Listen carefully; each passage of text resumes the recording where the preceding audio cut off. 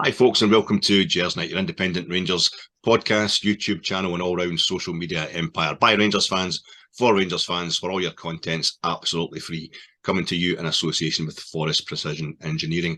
My name's Alec Anderson, and I'm speaking to you on the evening of Friday, the 25th of November, 2022. About half an hour or so since Enner Valencia equalised against the Netherlands for Ecuador to go out front in the Golden Boot race and also to put Qatar, the hosts, out the tournament about 5 days after they started it. It's the hosts, I think, have been getting worse, at every tournament since Uruguay 1930 hosted it and won it, and then Italy 34 hosted it and won it. We had France and Switzerland going out at the quarter-final stage. We've also had the USA going out in the last 16, right down to South Africa in 2010. We're the first nation never to get out of the opening group stage. But they scored a few points, they scored a few goals. Qatar, with 1 goal and 0 points, are out of the World Cup as officially the worst hosts ever until I started trying to host this podcast. But I think we already knew Qatar were the worst hosts ever because of the massive human rights abuses that have been going on in their country since basically Britain gave them their independence in 1971, but more to the point, since they were awarded this World Cup and migrant workers have been dying in their thousands in Qatar, building the stadiums and the infrastructure. So we understand, folks, this is a special. We understand that people don't really want to talk about this World Cup, but if it becomes a regular thing, Brian and myself will be quite happy to do a few pods over the course of the rest of the tournament, with Rangers not playing. There's kind of, it's an excuse for football chat, if you like. But we're also going to look really closely at the human rights side of things. So if you like this kind of pod, let us know. We're trying to get our subscriptions up to 6,000 before Christmas. Tell all your pals about it. Give us a few likes. If you don't like it, we're sorry to apology. Don't like us, and we'll see you in the new year. Okay, listen, I've gone on long enough. The first point of order is to introduce my guest, another man who loves his international football a bit like myself, Mr. Brian Archer. Brian, how are you doing, sir? Please, can you take this off me? How's it going, mate? How's things? Interesting fact about Uruguay there, 1930. I'm doing very well. I'm looking forward to the chat. I'm enjoying the international football. Whether or not I should be is another question, which I'm sure we'll get onto.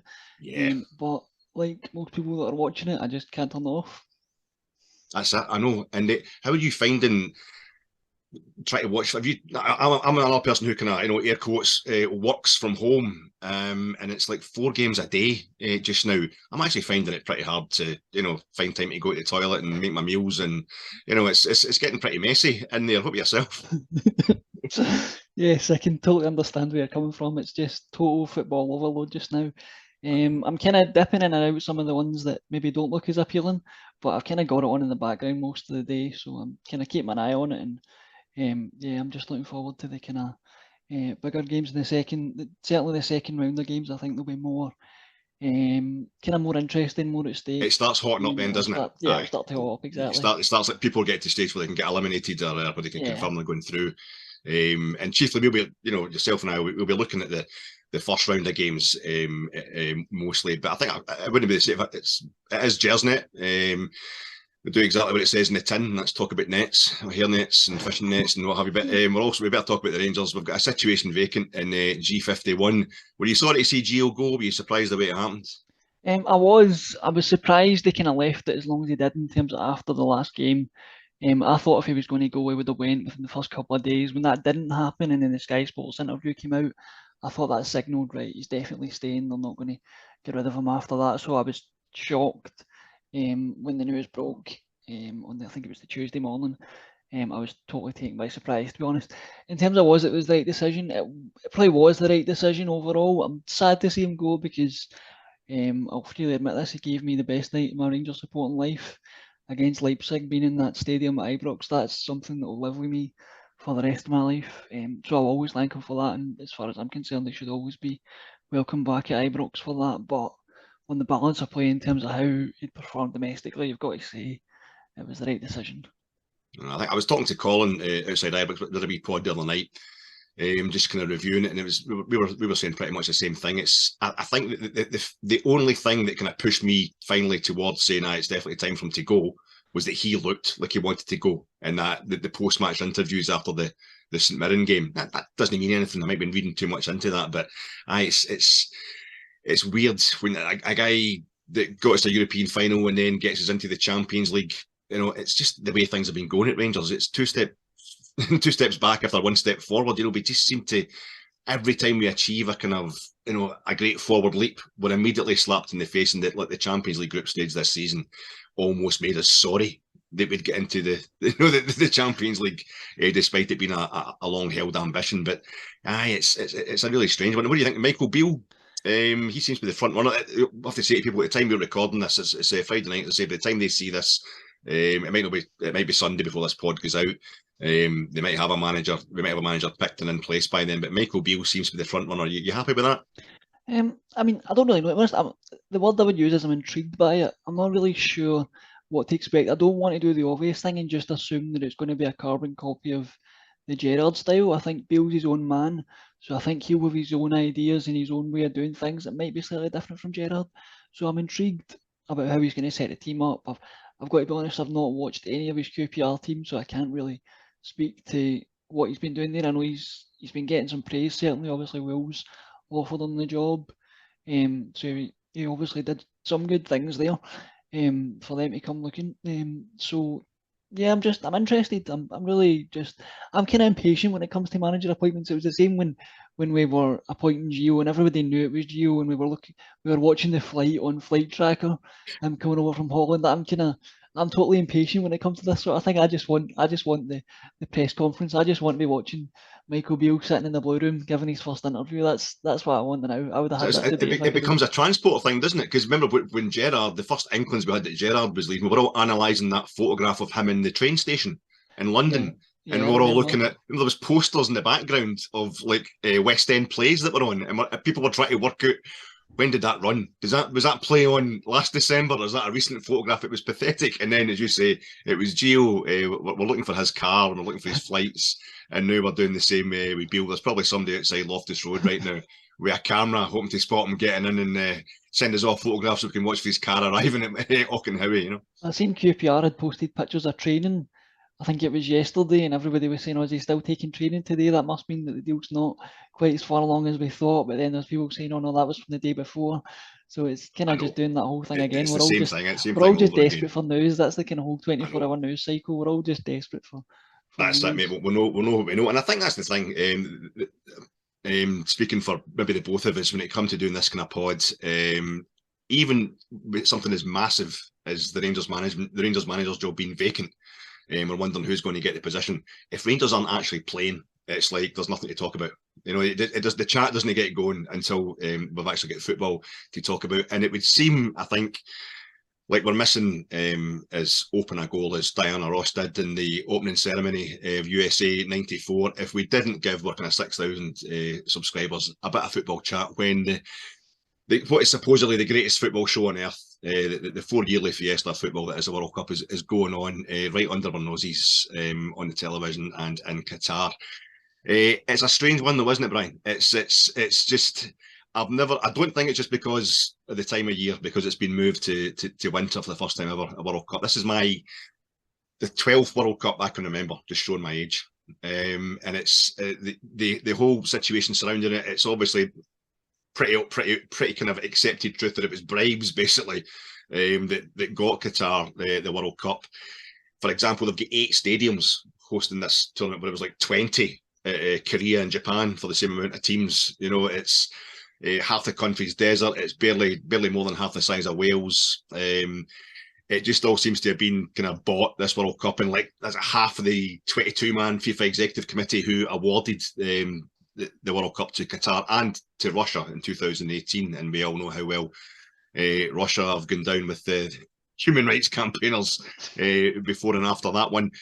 It seems there's just not been the same build-up, there's not been the same appetite, but I just know it always gets, there's been a bit of that with the last 3 World Cups as well. South Africa, Brazil and Russia, a lot of kind of almost conscience washing programs going out on the mainstream channels. So then going to present the football, saying this is why you shouldn't watch this World Cup, or this is the problems going on in society. But this seems to be the worst one ever. And I've always been aware that once the football starts, people get sucked in. But I think this is on a different level. And before people start switching off because we're talking about gloomy stuff, I think that to give an idea of why we still can't help doing a World Cup pod, I'd try and ask you a few wee questions just to kind of suss out your enthusiasm for the World Cup itself. So what's the kind of the first World Cup you remember? What's the first finals you remember? Just depress me. So I'm going to show my age in a different way here. So I remember bits of previous World Cups. The first World Cup that I properly absorbed every minute of was the one in 2010 in South Africa. Right. I was just leaving high school. They had the TV screens on in the school, so all the games were on. I remember coming home and just sitting in front of the TV. I didn't have any exams. I think all the exams and stuff were finished. So, I didn't have a job, no responsibilities, nothing like that. I was able to just sit and absorb every minute of every game. And that's the kind of first World Cup that I properly remember absorbing every minute of. And I always associate with that World Cup. I don't know if you remember, it was the first time I remember Iron Brew did a special can that was like a bigger can. And I remember buying like packs of them and just sitting in front of the TV, drinking my big cans of Iron Brew, watching every game of that World Cup. And it's always what I associate that World Cup with, is those big cans of Iron Brew. Brilliant. Absolutely magic. I don't even remember that. That's what's happened to me. You've totally embarrassed me. The first World Cup I remember is 1978. That's the first World Cup I remember.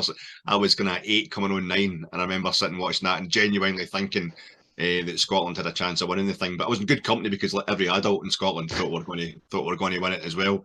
So that was a real kind of lesson in life when it came to Scottish football. And it's weird, that 78. 82, kind of 86, 90, into my 20s, I remember World Cups in great detail. But it's subsequently, one since then, they go to kind of start merging into one and what have you. Now, I don't remember the details in exactly the same way, but I just know that I'll get absolutely absorbed by them. And even when it moved up to 32 teams, I think it was 1998, I can't remember which one it was. It might have been 2002. I did that thing where I thought I'm going to watch every game I possibly can. And because the last 4 group games are all played at the same time, the last group games and all the groups are 8 groups, you can only watch 56 games maximum. And I remember doing that, watching all of them, and I don't even remember what World Cup it was, but it was absolutely nuts. I've not been able to manage that. I'm already kind of losing the plot with this one. But the first World Cup I remember was 78, and that was a proper lesson in life. And of course, 82, you had the great Brazil team of 82, who everybody my age got them totally excited, and then broke their hearts, first by gubbing Scotland and then by getting put out by Italy, and another wee life lesson that was about football. But I'm going to have to say, just a kind of a basic blatant question: 6,500 to 10,000 migrant workers have died as I say, in getting the infrastructure ready for this World Cup. Do you think this World Cup should have gone ahead at all, or should it have gone ahead somewhere else? I think it should have gone ahead somewhere else. I think we all know the circumstances surrounding the awarding of this World Cup. I think, a lot of our viewers might have seen the documentary on Netflix that goes into quite a lot of detail on it. I think we're all aware of that. I think, we know kind of what's going on there. We know what's, the loss of life that's occurred trying to prepare this World Cup and prepare these stadiums. That, it was definitely wrong to award it to Qatar. So in short, I think it should have. I'm okay with it going ahead, but it shouldn't be awarded to Qatar. There's plenty of other nations more ready to host a World Cup, and it wouldn't have cost that that sheer number of lives to be lost, which when you actually see it printed on a bit of paper is just staggering, to be honest. I should say, I'm kind of quoting figures that have been assessed by Human Rights Watch, Amnesty International, and Equidem.org. And I would recommend anybody to get on Equidem.org's page. What I'm doing to kind of salve my conscience is I'm giving them £1. They've got a donate page in their homepage, a donate button. I'll be giving them £1 for every game that I watch, in this World Cup, or £30, whatever's more. If everybody did that, maybe we could actually get the workers paid, because they're looking after the kind of compensation package that the families of the workers I've been seeking and they deserve, because I think the really horrible thing about this is I think the 6,500 is confirmed by countries like Nepal, India, Sri Lanka, where the workers are coming from. That actually these countries take a record of people who die from their country outside their borders, but they think there's thousands more that have come from the likes of Somalia or Kenya, and there's no records of them being there. It's not all just building the stadiums. It's, as I say, it's getting the infrastructure ready as well. And these guys are working like 12-hour shifts and what have you. This is the problem. I'm asking you how you handling it, watching 4 games a day. And I'm thinking this is an inconvenience to me, but yet you're watching games in a stadium where guys had to work 12-hour shifts in the searing heat of a desert summer. It was they didn't get moved to winter for doing their work. It was they had to do it in the summertime. They're living 3-hour return journeys to get there. They're living in kind of cockroach infested kind of concentration camp style digs, and a lot of them they couldn't get to kind of dodge their work the way I can, because their gaffers had their passports. And they'd had to pay people just to get these jobs in the first place, like recruitment agencies or more like middlemen. So they were having to work to give them the money. The wages were terrible. And of the 6,500 confirmed deaths since this World Cup was awarded to Qatar 12 years ago, the Qatari authorities have said all but 37 of them were down to natural causes. This is men of a working age, so it's, and that way they don't have to pay any compensation. Sometimes they're not even paying out the rest of the wages that they're due to their families. It's an absolute nightmare. And that's why it really does give us serious pause when we're watching this tournament. I don't know, but is there a way that actually having the World Cup in Qatar is somehow bringing attention to Qatar and to the human rights issues there, and actually there's a way you can say it's a good thing that Qatar is actually hosting this? I don't know if I could say it's a good thing. I think you're right that it's bringing attention to it. I certainly wouldn't be as aware of the human rights abuses in Qatar as I am now, had it not been for the fact that the World Cup's going to be there. So I think it is shining a spotlight on it. Now, whether you think that kind of rights the fact that the World Cup's there, personally, I don't. I think, from my opinion, what I would have liked to have seen is when it was awarded, I would have liked to have seen the top 10 nations take a stand and say, we're not competing. If, people keep saying they want real change at FIFA, if you want real change, it takes big action. And for me, that needs to be the people in power, the top 10 nations. If they had all collectively got together and said, we're not competing in this, then that would have forced FIFA's hand. And I think then that could have been the vehicle for real change. But the fact that that's not happened, the fact that we've kind of, as a society, we're all aware of these human rights abuses, and we're kind of just, the powers that be are sort of letting it happen. For me, that, that doesn't sit right. The time to take a stand was 12 years ago when it was awarded. I appreciate all the media attention that's on it now is a good thing because it's shining a spotlight on it, but the time to take a stand on this was 12 years ago, and I think the people that should have taken a stand, for me, should have been the top 10 nations. If they'd have all taken that collective stand and said, we're not competing in this, we don't agree with it, then, that would have been your vehicle for change at FIFA. But that's not what's happened, and I think they've kind of missed the boat on that. Aye, and I think it's maybe because the way things have been happening in British politics, with prime ministers kind of changing when people. There's been enough of an outcry. I think the last 2 or 3 prime ministers will actually kind of get rid of them, not get rid of the party that's in government, but there's been such an outcry for their policies that it's actually affected change in government. And I think part of me was just deluding myself that the whole world was so up in arms about this, or seemed to be, especially the football community just seemed to be saying, no, it shouldn't be. As news was coming out, how many people were dying building these stadiums, I thought it's going to get moved. It has to, and it hasn't happened. Because I went to like 3 Scotland games in the qualifying group, and I actually find myself thinking, am I part of the problem here? Obviously I'm just doing my usual thing of following. I'm not a mad kind of keen Scotland supporter. I'm not the tartan army kind of kilt wearing thing, but I'm very much a Scotland supporter. Like to support my local national team, so to speak. But I think, are you part of the problem, Alec? Because you've went along there. It's a FIFA World Cup, even if it's just a qualifying. You're going to these games and you're kind of proving that FIFA can just carry on. It's a real weird one. And talking about taking a stand, obviously, I think that the big controversy, the big story this week was the One Love armbands. being worn or not being worn, as the case was. And I think on Monday morning, I think this was really kind of sneaky for me. We thought that at least there's going to be representation for the LGBTQ plus community through the captains of England, Wales, the Netherlands, Switzerland, Germany, a couple of other countries. I think I can't quite remember. I think Denmark were one of them as well. Denmark, that's it. And then it was like on the morning of the second day of the World Cup, just before the games were kind of due to start kicking off, there was this announcement that there was a dial back on it, and it was the respect armbands that were being worn instead, which was a compromise because FIFA weren't actually going to, they were planning to bring in the respect armbands later on. So it was almost as if they were saying, okay, we don't really want to talk about human rights at all. We're talking about having respect for other people, far less just what their sexual orientation is, just in any respect at all. But we'll let you have that if you just kind of that. And I just thought, I don't want to do the whole some of my best friends are gay kind of thing, but I do obviously have pals who are in that community. And you don't give it thinking about them. You just think that's your pal. That's just that person. Because the whole thing for me is kind of preposterous. But one bigotry that's very alive even in Britain in respect to this is people just saying, well, we don't mind, you doing what you want to do in the privacy, but just kind of calm it down a bit. Don't rub our feet. And that's what this sounded like to me. We don't want to see rainbow armbands. We just want to see kind of dialed down conflict. What was your take on the whole thing, mate?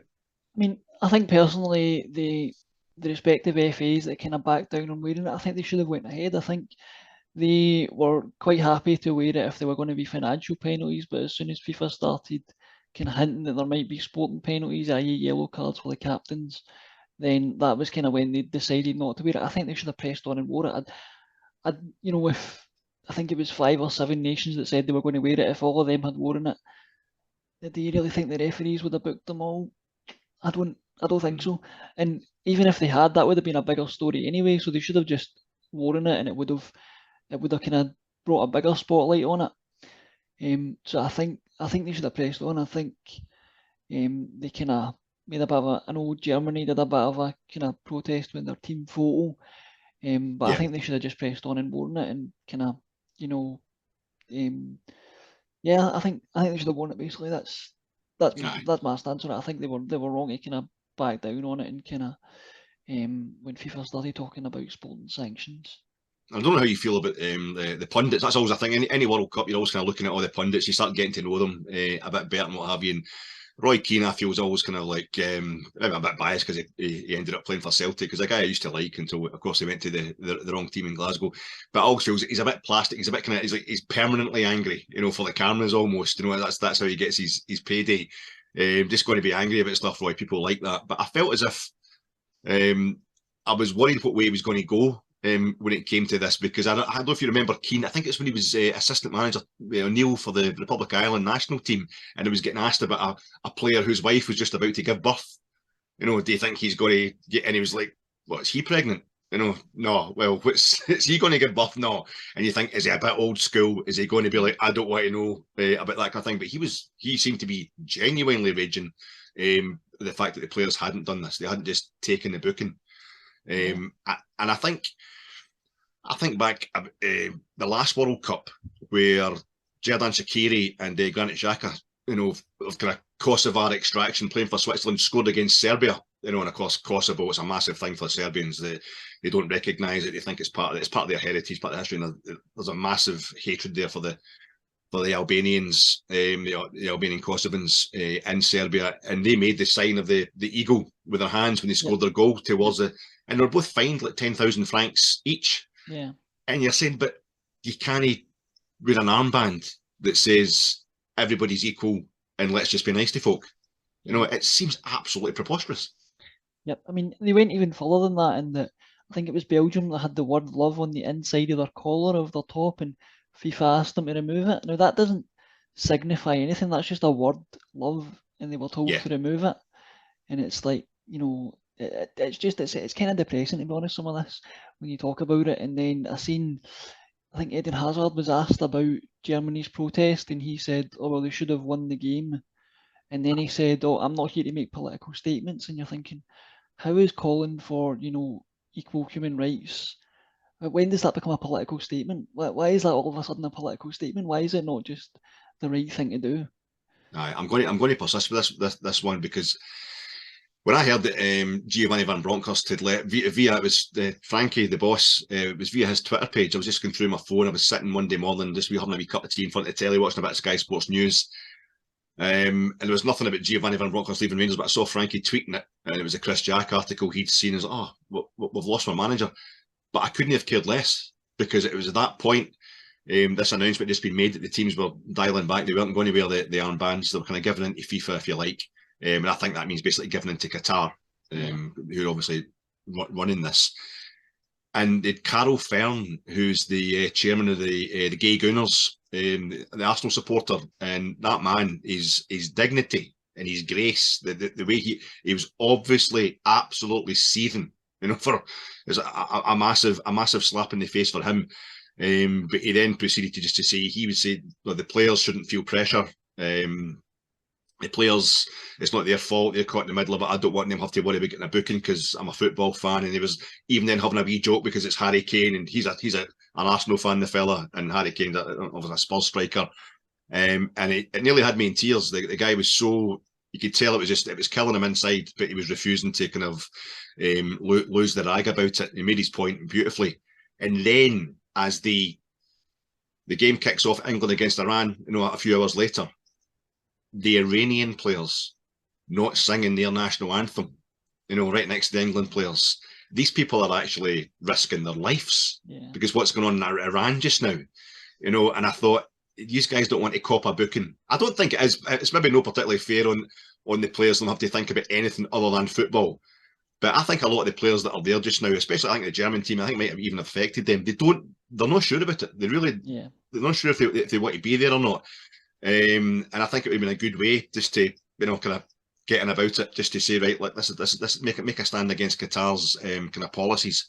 But I think when the Iranian players are standing there, if they're not singing the national anthem and they're being filmed, the cameras pan these players' faces. They might not all play in Iran, but their families stay in Iran under that regime. And the camera then pans the crowd, and there was a woman with the headscarf, and that's what the protests in Iran have all begun. It's against the oppressive regime, but it's because of women not being allowed to, walk out without their head covered. And she's got tears in her eyes, and that was me. I was gone, and I realised then how horrible I felt having the sport that I love used in just such a horrible way since it was awarded to Qatar in 2010, and that just made you think, guys can't take a booking. You know what I mean? Yeah, no, I totally agree. I think that in some ways that the football players kind of need to realise the power they hold and the kind of influence they hold, and if they take a stand on this, that does have a real impact in terms of the platform that they have. So, for wearing an armband, that could have had a real impact, and the fact that they weren't willing to do that, if it meant taking a booking, then fine. I think I heard somebody else say, Manuel Neuer's the captain of Germany. He could have easily taken a booking being a goalkeeper. It's not like you would have to worry about getting a second booking. So I think it was a real disappointment that they chose not to just, take the booking, and they chose to kind of give in to FIFA. And we know where these kind of policies are coming from. In the end, it's all coming from the host Qatar, and to give in to them, I think it was a real disappointment. I know, and there was a lady, a Welsh international from the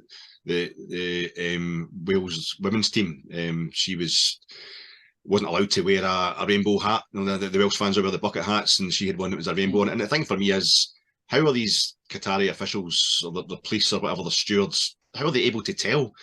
Because if you look at the Ghana fans or the Senegal fans that come out, they're so colourful. The outfits they're wearing, it just seems to be one massive rainbow. They must. It speaks to me that it says to me that they've actually been told to look out for this kind of stuff. And you think, I don't mind the fact that it's going to an Islamic nation. I don't get the big kind of kerfuffle because drink wasn't allowed at certain venues, or alcohol so expensive. You go to a country where alcohol's a bad thing, and I think you should. There are local customs that you should definitely respect. You should. That's be part of the experience as well.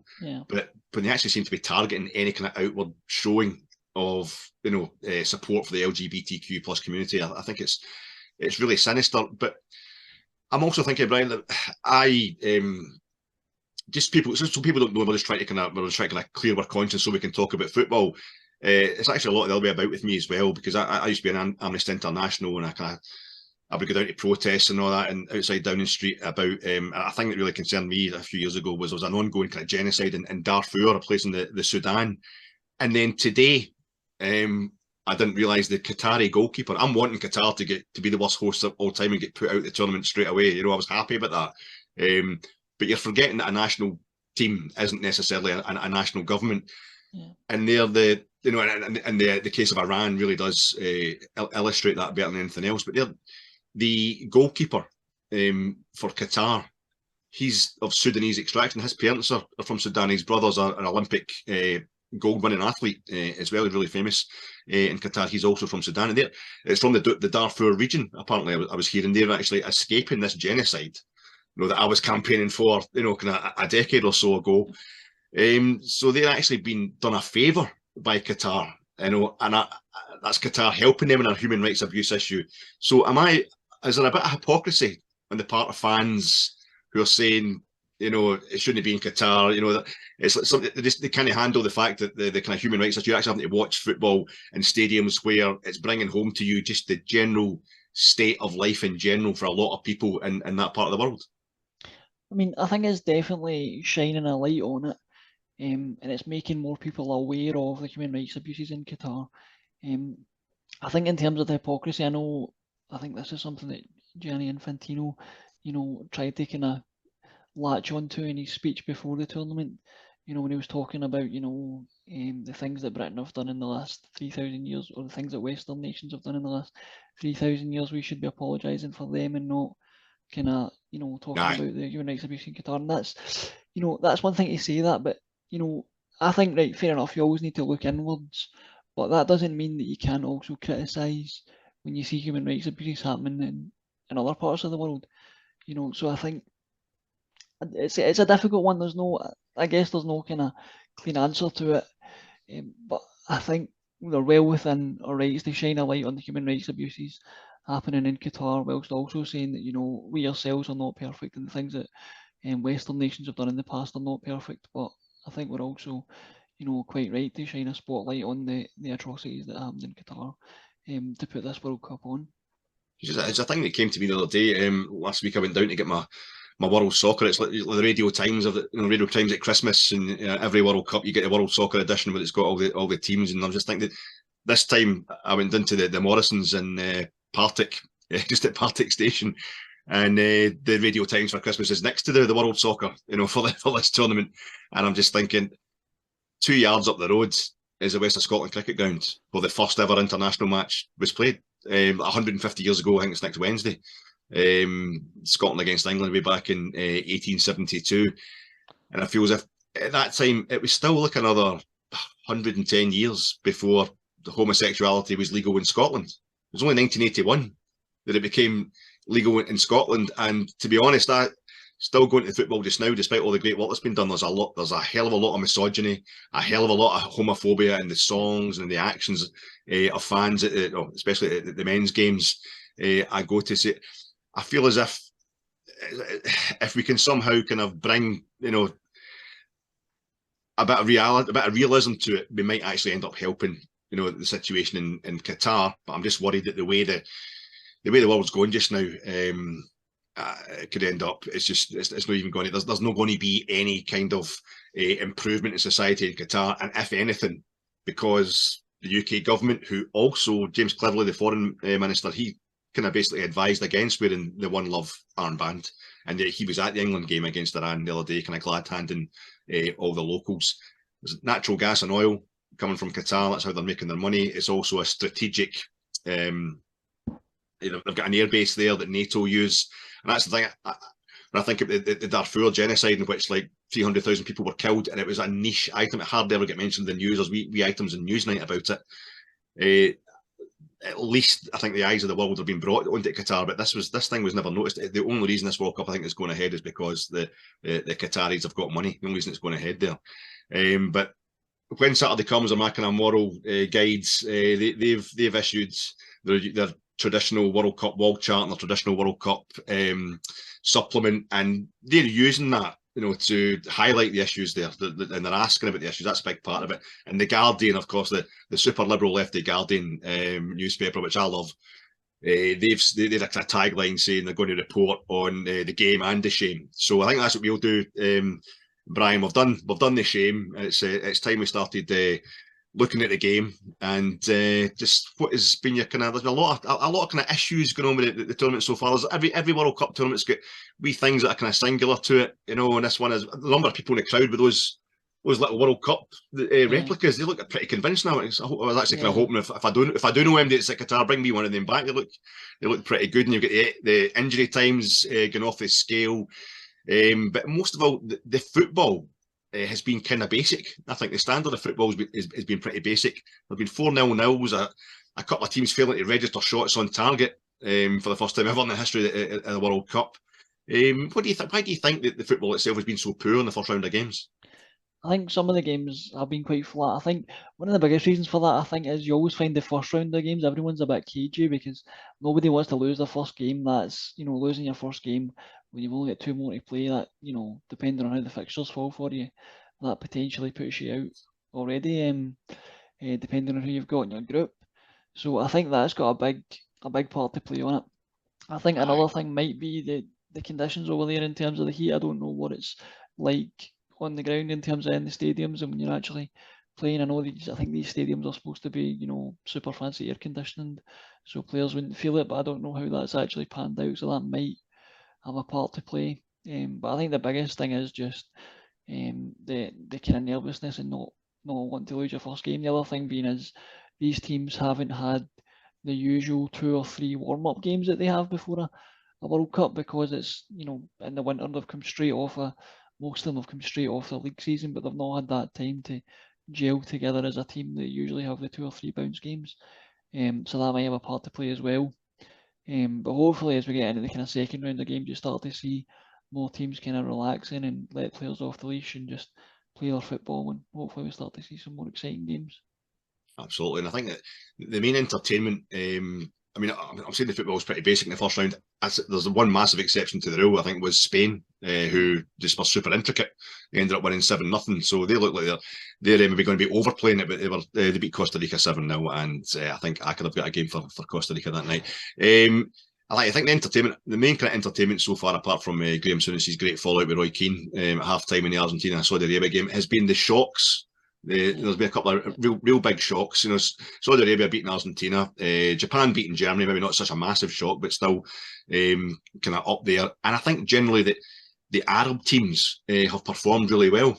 Like the ones from the Asian Confederation, the ones from North Africa, from CAF. Do you think they're enjoying being in, if you like, their part of the world? I think so, yeah. I think they'll be possibly more used to the conditions, so that might kind of play in their favour. I think possibly as well they kind of got a bit of the underdog tag, where they're maybe not expected to pull off these upsets, so that might play into their favour. But they're certainly springing a few surprises, which is making for an interesting tournament. I'm quite kind of conscious of the fact that talking about Arab teams playing in a desert could come across as a bit kind of stereotyping, the very kind of stereotyping I've been trying to avoid criticising FIFA for at the beginning of the programme. But I think there's something to be said for the fact that these teams are actually, they're usually having to go to Europe or South America, whatever. It's the likes of Qatar, even Qatar themselves, although they're already out. But Tunisia, a great draw with Denmark. Saudi Arabia, obviously the biggest win of their history. They're playing in stadiums in an area that they're used to. Particularly the Asian Confederation teams that they're playing. They'll be playing there in the Asian Confederation Cup, in the Asian Champions League, and we'll have a lot of these players. So I think every World Cup, as they throws up, we kind of individual changes, we kind of individual trends, and I think that's one that's been really good, because the Saudi Arabia game, when they beat Argentina in the stadium, watching it on television, it seems to be mostly Argentina fans, but it must all have been the bottom tier, because it was when Saudi Arabia scored. I thought everybody was there to watch Messi. I thought it'd just be a bunch of tourists there to watch Messi if they weren't actually Argentina fans. But the place went crazy to the point where it spurred them on to score another goal. And I'd noticed that as a trend throughout the other games involving kind of Arab teams. And it's been a massive thing to watch. But do you think any of these kind of surprise packages are going to go on and win the tournament or do anything really special, or is it just going to be the usual where the last of the kind of surprise packages falls away to semi-finals, and we've got the same old when it gets to the final? I think it will be your kind of usual, the usual ones that you would expect that get to the semi-finals and the finals. I think if you're looking for a dark horse, and I don't know whether you would consider them a dark horse or not, for me, before I watched tonight's game, certainly anyway, the dark horse I was thinking was the Netherlands. They've got the kind of extra motivation. I think Van Gaal said this is definitely going to be his last tournament. He's obviously got health issues, it's well documented. So I think they've got that kind of extra driver to kind of, it's a bit of a send off for him to give him to win the World Cup, and I wonder if that might just spur them on a bit to do something a bit special. Aye, I would like. I'm kind of strange. I don't actually want to see a new name on the trophy. I like a kind of average of a new name maybe every 20 years to keep it kind of. And that's basically the way it's been happening throughout my life. You know, Argentina won it for the first time in '78, and then I think you've only had France and Spain adding themselves to the roster in the years I've been watching it. You know, but it keeps it. There's only been 8 winners of a tournament that's been, you know, it's running into 22nd World Cup, and it keeps it. I think you want to keep it kind of special. I like to see teams earn their. I like to be quite exclusive. I like to see teams earn their right almost, you know, kind of do their kind of apprenticeship by maybe winning a Euros or a Copa America or two, or maybe losing the final. France lost a couple of 3 semis, I think, before they actually won the thing in '98. So, but I feel as if Belgium are too old. You know, they look kind of poor, really poor the other night. They struggled against Canada. I felt sorry for Canada. The Dutch, I would like they've more than earned the right. If it was going to be a new name on it, I would really love it to be them. But I'm probably the same as yourself. I'm not convinced they've got the full. They're just ready to go that kind of extra step. I would have thought Brazil, and then it looked like Neymar was going to get maybe injured, but I don't know if that actually helped Brazil, because he's coming down that tunnel last night, you know, kind of last man down there. He's still doing up his laces when the game kicks off. He looks like he's become all ego, as opposed to, you know, kind of really wanting this the way that the likes of like Maradona did back in my day, you know, rising to the occasion of the World Cup. He looks to be kind of hiding from it. So I'm thinking Brazil or France, really. What about yourself? You've got to put a name on it. Who do you think is going to come through? I'm probably like yourself. I'm thinking I would maybe throw Spain in there a bit, but I think it's difficult to judge that first game because Costa Rica didn't exactly put up a huge amount of challenge, so it's difficult to judge them on that first game. But they do have some great individual players, so it'll be interesting to see in their second game how they go on. But I think, like yourself, Brazil or France, I was really impressed with France. This tournament, there seems to be a bit of a dearth of like proper old-fashioned strikers. Germany don't play with a striker, a traditional number 9. And Spain don't play with a traditional number 9. Argentina, you could argue, don't really play with a traditional number 9. Brazil had Richarlison up front last night, who's not really a traditional number 9. So I think I wouldn't mind backing Giroud for Golden Boot winner. To be honest, I was impressed with him the other night. So yeah, I wouldn't mind backing him for Golden Boot winner. And I can see France nicking it, to be honest. I think with Brazil, if Neymar is injured, it might help them, but I just hope they don't treat it the way they did in 2014 when he got injured and they came out wearing Neymar on the top as if he died. Well, that's the kind of thing that I hope having it in Qatar, with the stories going around about what's happened in Qatar, it would maybe kind of put that kind of stuff in perspective. It was sickening, wasn't it? It was absolutely sickening. I've never been so glad to see a team get beat 7-1 in my entire life. Yeah, that's probably one of my favourite World Cup games that I've watched, is that demolition. Because the way they treated that when he got injured as if he died, that was ridiculous stuff. It's a strange thing with Brazil, and I was listening to When Saturday Comes podcast a few weeks ago, and Andy Lyons, who's the editor at When Saturday Comes, he actually said the same thing that I've felt. I grew up that 1982 team. It was like something. It's a whole thing of when, you know, being an old man like myself, you didn't get to see a lot of foreign football in the days, and there wasn't the same kind of globalization of the game. There wasn't the same amount of foreign players in the domestic scenes all over the world. So when Brazil arrived in that World Cup, it was like something off Mars. You know, I'd never seen anything like it in my life. It was like a spaceship had landed. They were just sexy. That's a great irony, I think, about the debate about the One Love armbands and the whole kind of fear that Qatar has about homosexuality. If there's one thing that's going to make seemingly heterosexual men fancy other men, it is watching them playing brilliantly at the World Cup. And that Brazil team is one of the sexiest things I've ever seen in my life in 1982. They were phenomenal to watch. I think everybody fell in love with them. It was absolutely gutted when they get put out, and then just slowly got to see them win the World Cup for the first time in '94. That I hadn't seen Brazil win a World Cup. I was one when they won it in '70. And that was a great thing. And then by 2002, I was kind of sick of them. Really finding they're a bit pretentious. They're kind of, kind of making big, kind of, as you say, big emotional gestures all the time. Bit of a soap opera. And then now I happily see them get stuffed every time. I'm just don't want to see them win the World Cup ever again. But there's no denying how great they are. But I think I quite fancy France. Just they're in the way of it now. They're a team that's just used to getting to. Well, they've won 2 World Cups, but the thing for me is they just got to another final in 2006 in Germany without anybody noticing. When I was growing up, France they could never make the final. They were always just it's like they were too much of a flair team. They didn't have that kind of bit of focus that the Germans had. And just suddenly, the last 20 years or so, since they won it in '98, it's like they just seem to get to finals all the time. They've won a Euros and then lost a final of Euros as well. They've got that mentality now as much as the skill. They've lost a few key players, but I fancy them as well. One final thing, Brian, no keep you as this World Cup goes on. We've got the England game to watch tonight.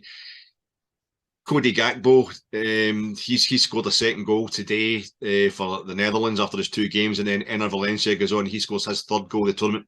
One of the kind of side issues of every World Cup that I love is the golden boot. Who's going to finish top scorer, and it doesn't always have anything to do with the winner. Who actually wins the tournament. Yeah. Is it something that bothers you, that excites you, and who do you fancy for it? It is actually. I quite like to kind of keep an eye on who's going to be golden boot. And you're right, it very often doesn't come from the winner. But I'm going to back Giroud. I'm going to back Giroud for the golden boot winner. I think he's got it in him to still put a couple of goals away, and I think he'll fly France to the trophy. To be honest, I think they look a real sharp outfit, and with him kind of spearheading the attack. I think that's almost what I was kind of meaning. It wasn't what I was meaning. I'm going to steal your point anyway. Even though they've missed, like Benzema's injured, well, he wasn't there in 2018 when they won it anyway. I know Pogba scored in the final, but I don't think I do actually believe the hype about the Graham Souness criticism. It doesn't work hard enough. And Kante's a massive miss for them, but I think they've got more than enough quality to cover for that. And Giroud, who played every game of 2018 and didn't have a single shot on goal, because he was acting as this kind of basketball backboard where he was just getting up and nodding it down. He was a target man almost, and for Mbappe and what have you to get their goals. I thought it was really sweet the other night when he comes out and just scores 2 goals straight away, and the second one equals Thierry Henry's record. So he's now the kind of joint top scorer for France. I think it's a really good shout, Brian, and I think I'm going to go and maybe take the odds down by putting a few pound in that one as well. Listen, mate, thank you very much for doing this with me tonight. As I say, folks, if you like this, we'll maybe try and have another one out there in a few days' time, maybe rounding up the second round of games. The show itself, we're going to be back on Sunday night. You might not be seeing this until Sunday night anyway, but Sunday at 9:30, a good half hour after the Spain-Germany game, so you won't miss that. Colin's going to be back hosting a pod with Stuart Weir and Professor Brian Howison to discuss Professor Howison's book on the 2012 financial collapse of Rangers, how we got into that situation and how we got back out of it. So unlike the story for Qatar, that's a story with a happy ending. Brian, thanks very much for joining me, mate. Been really great having you. Did you enjoy it? Yeah, brilliant. Yeah, I'll happily do this in a couple of days' time again. Yep. I hope so. We got there in the end anyway, mate. Listen, guys, I've been Alec Anderson. Thanks very much for joining us, and talk to you again soon. Cheers.